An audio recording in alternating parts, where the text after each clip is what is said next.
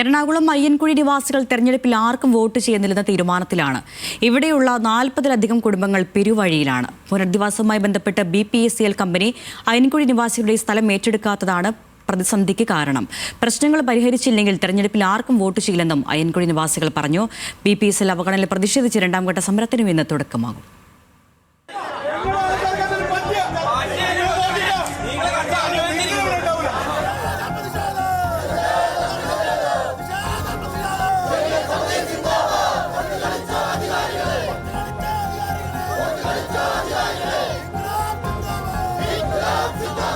നമ്മൾ മനുഷ്യരായിട്ട് പോലും അവർ കണക്ക് കൂട്ടണമെന്നുള്ള എന്താ കഴിഞ്ഞപ്പോൾ ഈ തെരുവിൽ നടക്കുന്ന പട്ടികളുടെ വില പോലും തരാതെയാണ് ഇവർ ചെയ്യുന്നത്. HOC BPCL കമ്പനികളുടെ മലിനീകരണത്തിനെതിരെ എറണാകുളം അയ്യൻകുഴി നിവാസികൾ നടത്തുന്ന സമരത്തിന് വർഷങ്ങളുടെ പഴക്കമുണ്ട്. അന്തരീക്ഷ മലിനീകരണത്തെ കൂടാതെ പെട്രോളിയം ഉൽപ്പന്നങ്ങളിൽ ചേർക്കുന്ന കാറ്റലിസ്റ്റ് അടക്കമുള്ള രാസവസ്തുക്കൾ അയ്യൻകുഴി പ്രദേശത്ത് പടരുന്നതിനാൽ മാരക രോഗങ്ങൾ പ്രദേശവാസികളെ ബാധിക്കുന്നുണ്ട്.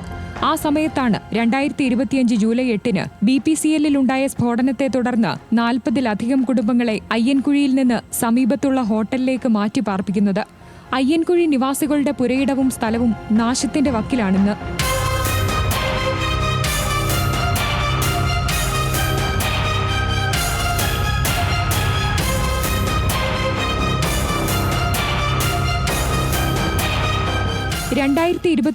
ജൂലൈ 21-ന് പുനരധിവാസം ഉറപ്പാക്കണമെന്നാവശ്യപ്പെട്ട് ചീഫ് സെക്രട്ടറി BPCL-ന് നിർദ്ദേശം നൽകി. കമ്പനിയുടെ ഭാഗത്തുനിന്ന് യാതൊരു തുടർ നടപടികളും ഇല്ലാത്തതിനെ തുടർന്നാണ് അയ്യൻകുഴി നിവാസികൾ സമരത്തിന്റെ രണ്ടാം ഘട്ടത്തിലേക്ക് കടക്കുന്നത്.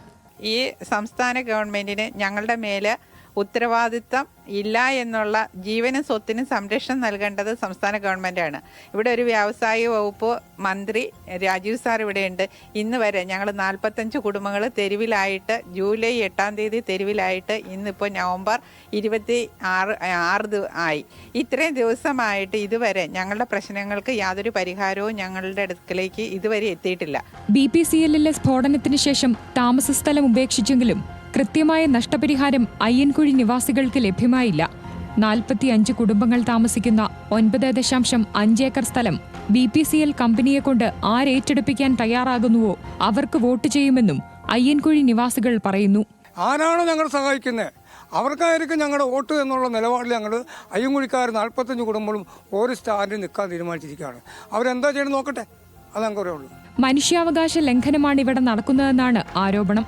അയ്യൻകുഴി നിവാസികളുടെ പുനരധിവാസം ഉറപ്പാക്കേണ്ട ഉത്തരവാദിത്വത്തിൽ നിന്നും രാഷ്ട്രീയ പാർട്ടികൾക്കും സർക്കാരിനും ഒളിച്ചോടാനാകില്ല. ന്യൂസ് മലയാളം, കൊച്ചി.